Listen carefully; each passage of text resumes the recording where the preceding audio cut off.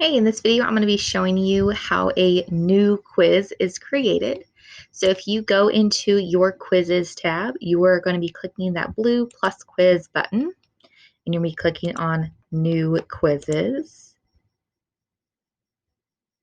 And what this is going to do is you are going to create the settings part of it, and then you're going to go into a question builder. So you see the questions aren't at the top like they are in classic quizzes. So if this is my practice, it's going to be however many points, whatever assignment group I've made it, and it is going to be an external tool, so do not change anything here. You're going to assign it to everyone and click Save. As soon as you click Save, it's going to load this new builder. So this is very different than that classic quiz. You are going to click these blue plus buttons. So it says this, and then you're able to insert content. So it's any of those question types. So you can have categorization, you can have them upload a file, there's formulas, matching, multiple choice, ordering, essay, fill in the blank, hotspot, multiple answer, numeric, and true or false. So some of these are actually going to have multiple options for you.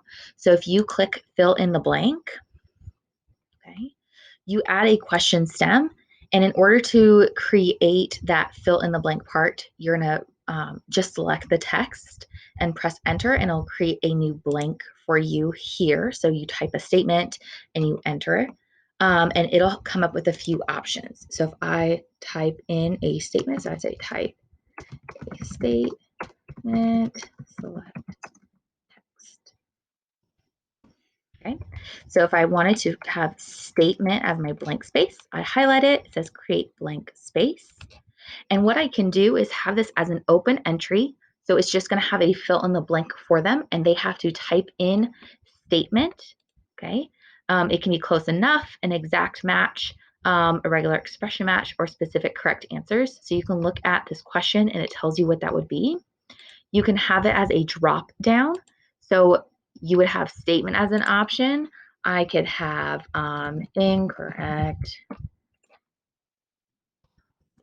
So when they get to this blank, it'll have a drop down and it'll have these three answer choices, and they choose the correct one and you designate the correct one.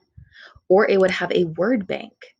So what this would mean is that it would have below it these three options, and they would drag it into that spot.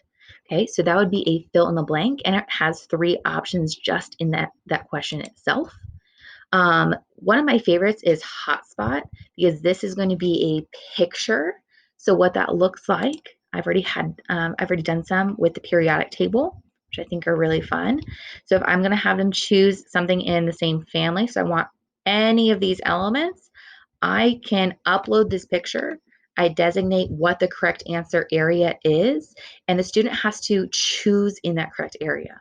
So they would have like a dot that they drop, they click, and they submit, and that's it. So you can see when you grade these responses where that student put their dot. So if they chose somewhere else, you can see exactly what they did. Okay, but you can upload any type of picture. So I do a lot of periodic table ones. You can designate it as squares, rectangles, circles. So they have different shapes that you can choose. Okay, and then I like ordering. So there's another question type that is ordering. So I can say I want them to order something. So you can put it by year and you designate the correct year, and it would be random, and they would have to drag them together. So there's ordering, so they can do that multiple times. There's categories, so it would have all these different types. So if we go back to practice, if you do categorization, you would have two different categories. You would type in all the responses you want to go in this category, all the responses you want to go in this category, and it'll be like a word bank, and they'll drag and drop. Okay, so now for this type of question, if they get one of those choices wrong, so they don't get it actually correct, it marks them completely wrong. So if you wanted to give partial points, you're going to have to manually grade that part.